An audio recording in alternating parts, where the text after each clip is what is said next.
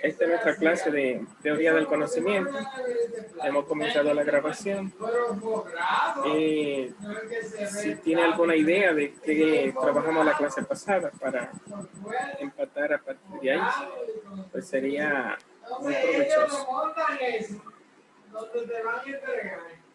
Buenas noches, maestro. Bueno, recuerde que el viernes pasado no se pudo dar la clase porque las demás compañeras no entraron. Entonces, me dijo que íbamos a continuar hoy, pero en la última clase que tuvimos estamos hablando sobre el conocimiento de uno mismo, que no era una tarea fácil tratar de conocerse a sí mismo, que el hombre sobrepasa infinitamente al hombre y que hay cosas que uno debe dejarle en manos de Dios porque por más que uno quiera buscarle una explicación, no se la va a encontrar.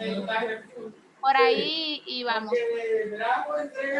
Ok, contamos entonces que los muchachos, si no terminan entrando más tarde, por lo menos pueden consultar el video. De hecho, ya nos quedan muy pocas semanas para uno cerrar el tiempo de clase. Bueno, y la teoría del conocimiento, aquí hemos visto prácticamente que es un problema el tratar de conocer. El mismo que conoce, de alguna forma conocerse a sí mismo es lo más importante y de alguna forma si uno se presenta a sí mismo como un misterio, uno se va conociendo, pero uno no se domina. Siempre es mucho más lo que uno desconoce de uno mismo. Por más que uno se discipline y se controle, el descontrol sobrepasa los límites de los controles. Por más que uno se conozca, el desconocimiento sobrepasa los límites del conocimiento. Es el esfuerzo por dominarse, controlarse, conocerse. Siempre es un esfuerzo que es bueno, porque es nuestra forma de crecer, como dice, por ejemplo, la Biblia dice que Jesucristo fue creciendo en conocimiento. Por lo tanto, hay que crecer, fue creciendo en sabiduría, pero hay que entender que es creciente porque nunca está cerrado, porque siempre hay más que crecer, hay más que conocer, hay más que aprender. Es un desafío nunca acabado. Si se cerrara, pues ya el juego se cerrara y ya no hubiera un cierre. Ya yo soy perfecto, ya yo me conocí, ya yo acabé. Esa tarea de ser perfecto como Dios es perfecto es también una tarea del conocimiento. Eso no termina. Es una búsqueda sin fin, un camino sin término del ser humano con respecto a sí mismo. Mientras más tú te conoces, más te falta por conocerte. Bien, la otra idea que queríamos comenzar ahora era tratar de mirar las cosas, ¿no? Porque no solamente conocerse uno. Cuando hablamos de la ciencia se departamentalizan de acuerdo a su objeto de conocimiento. Las matemáticas estudian las cantidades, ya eso son cosas, bueno, las cantidades no son cosas, pero las encontramos en las cosas. La física es también un conocimiento de las cosas, los fenómenos físicos. La química es un conocimiento de las cosas. Eso hablando de ciencias naturales como la biología, la botánica. Si habláramos de ciencias sociales como las ciencias políticas, conocer relaciones de poder y de administración de la conducta humana o ciencias económicas, relaciones de transacciones, de administración de la riqueza de un pueblo. Bueno, pues todos esos conocimientos del manejo de lo humano como ciencias humanas, o el manejo de lo natural como ciencias naturales, o el conocimiento de las cosas formales como son las matemáticas, etcétera, nos da lo que se llama también conocimiento. Ya no un conocimiento hacia adentro, conocerme yo mismo, ni conocer a los demás, pero sí conocer el mundo, ¿no? Conocer las cosas. Hoy día se hace la diferencia entre tres tipos de conocimiento, tres niveles se le dice, ¿verdad? Un nivel es el conocimiento científico, que es un poquito el que quiero acercarme un poquito en la reflexión de hoy. Otro nivel es el conocimiento filosófico. Hemos estado hablando de ese conocimiento con respecto al conocimiento de uno mismo, porque el ser humano Por más que se conozca, nunca termina de conocerse. El conocimiento de sí mismo es un conocimiento filosófico. El conocimiento de Dios es un conocimiento filosófico. El conocimiento del mundo, del universo, es un conocimiento filosófico. Se convierte en teológico cuando es palabra de Dios, cuando el método no es la reflexión, la razón o la investigación de lo que han dicho los filósofos. Si la investigación es lo que dice la Biblia, lo que dicen los predicadores, lo que dicen los profetas, entonces ya eso no sería un conocimiento filosófico, sino teológico. La ciencia no es filosofía, la ciencia no es teología, pero es conocimiento. Cuando hablamos de un médico, un abogado, un ingeniero, un agrónomo, estamos hablando de ciencia, ¿no? La agronomía es ciencia, la medicina es ciencia. Cuando hablamos, la ingeniería es ciencia. Cuando hablamos de la profesión humana, del trabajo, eso es conocimiento. Entonces, hay que entender que el ser humano no solamente tiene problemas para conocerse, sino que conocer las cosas también es un mundo abierto, también inacabado. Eh, la idea que quiero señalar es, el ser médico nunca termina. Tú te estás haciendo médico toda una vida si estudias medicina. El ser abogado nunca termina. Tú te estás haciendo abogado toda la vida si eres abogado. Es lo mismo ser esposo. Eso no es verdad, que ya yo soy esposo perfecto, ya yo cumplo con los deberes de un hombre. Siempre falta, siempre falta. Ser madre, no existe la madre perfecta, siempre le falta. No existe el profesor perfecto, siempre le falta. No existe el alumno perfecto, siempre falta. Entonces, en ese faltar es siempre una apertura al infinito. Conocer es, aún científicamente, que es nuestro, Aristóteles entendía que la ciencia era un oficio, ¿no? Si tú eres médico, eso era tu oficio. Si tú eres abogado, eso es tu oficio. Si tú eres ingeniero, eso es tu oficio. No es conocerte a ti mismo, sino conocer tu oficio. Pero el oficio es profesionalización y es también abrirse a un mundo interminado, a un mundo inacabado. Y lógicamente que habría que buscar también lo que se llama, cuál es el sentido de la profesión, el sentido de ese conocimiento que llamamos oficio, que es nuestra capacidad de desempeño, porque el ser humano no solamente está hecho para conocerse y conocer a los demás, como diría la Biblia, amar a Dios y amar al prójimo. El ser humano también está hecho para trabajar, o sea que la ciencia, la profesión, la especialización, es parte de lo que se llama la realización. El ser humano no se realiza, no crece, no se perfecciona si no es desempeñando un oficio, un trabajo, una función. Hay que hacer algo. Uno no puede quedarse acostado conociendo, contemplando. Hay que también producir. ¿eh? Entonces, ya en la Biblia se decía, ganarás el pan con el sudor de tu frente, desde el principio. Y Jesucristo, que estaba en la tierra, decía, mi Padre trabaja siempre, por lo tanto, hoy y mañana, cuando lo amenazan de muerte, dice, mira, Herodes te está buscando para matarte. Él dice, hoy, mañana y pasado mañana, soy la luz del mundo. Mi Padre trabaja siempre, no puedo detenerme, tengo que seguir trabajando. Dice Pablo, corro la carrera que me toca. En otras palabras, el trabajo es verdad que implica dolores, pero en la medida y dedicarse a conocer y a profesionalizarse en el desempeño de trabajo implica dolores y fatiga. Eso es cierto, no es cómodo. Es una especie como de cruz. Entonces, el trabajo tiene, por un lado, esa dimensión. Implica dolor, implica fatiga, implica esfuerzo, pero al mismo tiempo es una forma de uno profesionalizarse y garantizar la subsistencia, garantizar lo que se llama el comer, el beber, el vestir y garantizar el proteger también a las personas que dependen de uno, que los padres, que los hijos, que los ancianos, que los que trabajan para uno. Necesariamente uno tiene que estar haciendo un oficio, desempeñando una función, ejerciendo un trabajo. Si alguien debía no necesitar trabajar, sería Jesucristo. que sería el Hijo de Dios y el hombre más perfecto. Si alguien tenía que salvarse del trabajo, era Jesucristo. Y se le conoce en la Biblia como el carpintero y el hijo del carpintero. ¿No es este el carpintero, el hijo de José?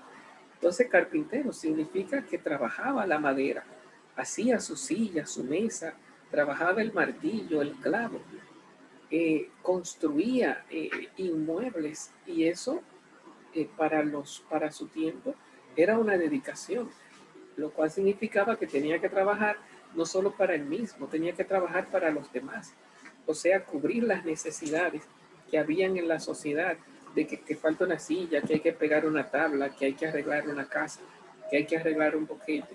Entonces hay que entender que si Jesucristo, que era Jesucristo, vivía trabajando y dice que mi Padre trabaja siempre, y nosotros no podemos eximirnos, salvarnos del trabajo. ¿Qué tiene que ver eso con la materia que estamos diciendo? Que el trabajo es conocimiento. Ir a la universidad es ir a aprender un oficio, una ciencia, un trabajo. Hacerte médico, hacerte abogado, hacerte ingeniero, es aprender a trabajar, aprender a desempeñarte, aprender a darle a la sociedad un servicio.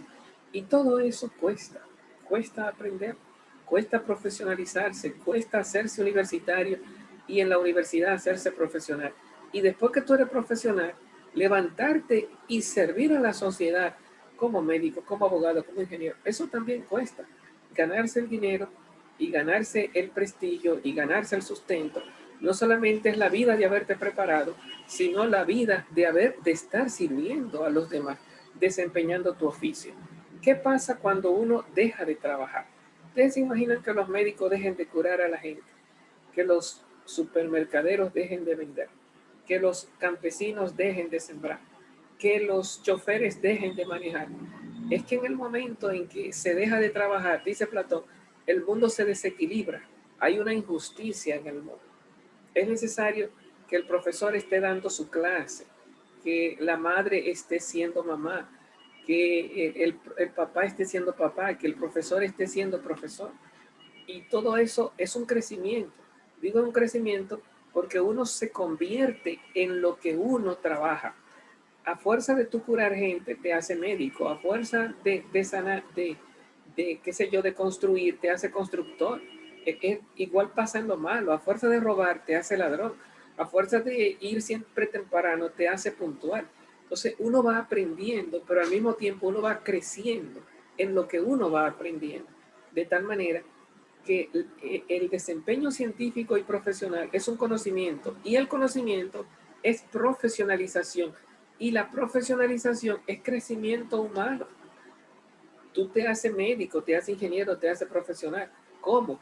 Dando un servicio, aprendiendo un oficio, conociendo una función. De tal manera que cuando hablamos de conocimiento de sí mismo, no es solamente conocerse en el sentido filosófico, en el misterio, sino también conocerse en el sentido científico, en el sentido profesional, en el trabajo inacabado, en la formación nunca terminada, ser siempre uno un poco mejor de lo que uno es. Bueno, decíamos que habían tres grandes niveles del conocimiento. El conocimiento científico, que es profesión, oficio, trabajo. El conocimiento filosófico, la pregunta ¿quién soy yo? ¿Por qué existo? ¿De dónde vengo? El conocimiento teológico, ¿quién es Dios? ¿Por qué existe? ¿Qué dice Dios de este mundo? Y cada tipo de conocimiento tiene su método. No hay conocimiento sin método. El conocimiento se divide en dos cosas, en el contenido y en el método. Cuando una persona estudia, ya sea filosofía, teología, o ya sea, digamos, un conocimiento vulgar, que no tiene que ser filosófico, teológico, científico, no tiene que tener los grandes niveles. Aún en esos tipos de conocimiento hay un método. ¿Qué es el método? Es lo que le llamamos la prueba. ¿Cómo tú lo sabes? ¿Cómo tú me demuestras que lo que tú estás diciendo yo tengo que creerlo? Porque conocer es también estar en el poder de decirle al otro que yo tengo la solución. El médico tiene conocimiento médico y le dice a la gente y le demuestra a la gente que tiene la solución médica. ¿Cómo? Con el método. ¿Cuál es el método? La prueba. Vean el método de la observación, véanlo, que lo estoy haciendo. El método de la inducción, escúchenlo en los libros, en los que saben de eso, que ya está requete probado. El método de la deducción, probar las teorías que ya yo traigo aprendidas. Entonces, existen de alguna forma distintas formas de probar, de mostrar, de hacerle ver al otro que lo que tú sabes realmente es efectivo y trae la solución. En la antigüedad el zapatero hacía zapatos y lo demostraba con la creación de los zapatos. El panadero hacía pan y lo demostraba con la creación del pan. El lechero traía la leche y lo demostraba con ¿cómo se llama? Con la profesionalización de sacar, transportar y vender. O sea, todo implica trabajo, profesionalización, y lo que estamos diciendo ahora es también implica demostrar a los demás, y a eso le hemos llamado metodología. Y digamos que cerrando un poco, ya está nuestra clase de hoy. Hemos querido hablar un poco de la ciencia, ¿no? Dentro de los 3 niveles del conocimiento. Y hemos visto la ciencia también como un conocimiento, primer punto, que no termina, que es inacabado, que estamos siempre creciendo, y que la ciencia tiende a lo que se llama el desempeño, un oficio, una profesión. Entonces, un punto es que la ciencia no termina en el que la practica. Eso es un proceso inacabado. Un segundo punto es que esa ciencia, ese conocimiento, esa profesión implica esfuerzo y trabajo. No es gratis, es trabajo para conocerlo y trabajo para practicarlo. Y el trabajo implica sacrificio, implica dolor, implica dedicación. La vida no es para quedarse sentado. Mi padre trabaja siempre, Jesucristo trabajaba. En ese sentido, ese segundo punto es, el trabajo es una forma de nosotros, de alguna forma, dedicar la vida. Un tercer punto que manejamos de frente al tema de la ciencia y la profesionalización era la pregunta, ¿qué tiene que ver eso con nuestra materia? Y decíamos que eso es conocimiento, se crece en conocimiento. O sea, uno no nace siendo médico, uno no nace siendo abogado. Eso es un conocimiento, uno tiene que aprenderlo de los que saben, de los libros, por el método de la inducción, etc. Entonces, un tercer punto es que es conocimiento, tiene que ver directamente con nuestra clase. Un cuarto punto que trabajábamos era el sentido o la finalidad, ¿verdad? ¿Para qué sirve? Es decir, si el médico deja de curar, todo el mundo se enferma. Si los ingenieros dejan de construir, todo el mundo deja de haber construcciones, etcétera. Se le hace un daño a la sociedad. Para que todo el mundo funcione bien y en justicia, se necesita que estemos ejerciendo la función que nos toca. Y la última idea que estamos trabajando de ese punto de la cientificidad, de alguna forma, que hay un método. Entonces el método es la prueba, de alguna forma, que los otros se den cuenta que lo que yo sé realmente funciona como ingeniero, como médico, como abogado. Entonces hay una forma de probarle a la gente que vean y digan, caramba, realmente esto funciona. De tal manera que el conocimiento no es un puro capricho, es un poder, es un poder. El médico tiene un poder que no tienen otro. El abogado tiene un poder que no tienen otro. Entonces es un poder. Los verdaderos superhéroes son los profesionales que tienen la capacidad de resolver problemas a la humanidad, problemas económicos, problemas científicos, problemas médicos, problemas de salud, problemas de ingeniería, problemas de construcción. La verdadera magia está en el conocimiento. Toda la ciencia que encontramos en las bibliotecas, en la computadora, en los libros, todo ese almacén, todo ese almacén de conocimiento que tenemos en los libros, en los diccionarios, todo eso es un poder de crecimiento humano y de solución de los problemas que tiene la humanidad en este mundo. Bueno, yo creo que podemos darle fin a nuestra clase de hoy. Aparentemente podríamos decir que hablamos poco tiempo. Maestro, Ajá. en ese sentido, ¿cuál sería la diferencia entre conocer un ser o identificar un ser científicamente, teológicamente y filosóficamente? Esa pretendió ser un primer tema que quería trabajar, pero lógicamente es más fácil entenderlo científicamente, que no es lo mismo de la mirada del matemático cuando ve una piedra, que lo que mira es cantidades, que la mirada del físico, que lo que mira es masa, peso, aceleración, fenómenos físicos. No es lo mismo que la mirada del químico, que lo que mira es átomos, moléculas, combinaciones, que tienen otra mirada distinta a la del físico.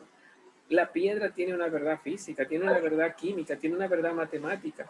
Entonces tú te preguntas, ¿y si hablamos de filosofía?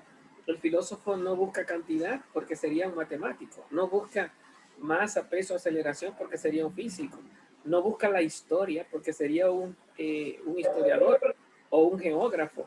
¿Qué hace el filósofo? El filósofo se pregunta por el ser. ¿Por qué la piedra existe? ¿Qué es la piedra en tanto que pedreidad? ¿Qué significa la piedra en tanto que piedra? Está cumpliendo con su función, con su razón de ser. ¿Por qué existe la piedra en vez de no existir? Ya eso no sería matemática, ni química, ni física, ni biología, ni historia. Eso es filosofía. Y si lo vemos teológicamente, ya la pregunta no sería del ser en tanto que ser, sino del ser de frente a un creador y de frente a un ordenador del universo. ¿Por qué Dios permitió que hayan piedra? ¿O por qué Dios... El logo. Para eso debe existir el logo, debe de haber un orden, de dónde procede, cómo se da esa transformación. Bueno, ya sería una mirada más filosófica si miramos el logo como cosmos, o una mirada más teológica si miramos el logo como palabra de Dios. Pero si lo vemos como ciencia, pues entonces estaremos buscando los objetos de la ciencia, ¿no? Cada ciencia tiene su objeto. Entonces cada uno tiene su mirada. Entonces cada ser se nos convierte en un universo, porque una piedra tiene verdades teológicas, verdades químicas, verdades físicas, verdades filosóficas, verdades históricas, verdades geográficas. Y tú te preguntas, ¿cuál es la verdadera verdad de todas las verdades que tiene la piedra? Eso es una pregunta filosófica. Entonces, cada ser se nos convierte en un universo que es imposible conocerlo de una vez y por todas. Mientras más tú conoces un ser, más grande se te hace el mundo de lo que hay que conocer. Más te das cuenta de lo poco que conoces y lo mucho que te falta por conocer. Bien, aparentemente, aunque hemos hablado poco, si se ponen a darle seguimiento al videíto, se darán cuenta que hay mucho que pensar. Y el resumen que hicimos al final también coteja un poco los puntos a nivel de conclusión de todo lo que hemos visto en esta clase. Así que dedíquenle un poquito de tiempo al video, de un poco más de espacio, parándolo, echándolo para atrás, para adelante, y creo que tiene unas riquezas muy bonitas a considerar. Entonces, tenemos vamos a ver, a Cenis Abigail. Bien, pues nada, entonces, si Dios lo permite, nos veríamos en la próxima. Y Mónica, profe. Mónica, está por ahí. Sí, lo que pasa es que no hay luz en mi casa y está oscura. Sí, está bien, no hay problema. Celine está presente también, profe. Sí, Celine, desde el principio está presente. Estoy como Abelardo, que en la clase de mañana dice presente como 10 veces. Ay. Sí, ciertamente. Yo la paqué. Bueno, ¿cómo es? Nada más se me ven los ojos, ¿usted ve? Mónica, está por ahí. Nada más se me ven los ojos, mire. No, está bien. Bueno, pues nada, niñas, nos vemos si Dios quiere la próxima semana. Bye. Bye. Adiós. Ok, bye.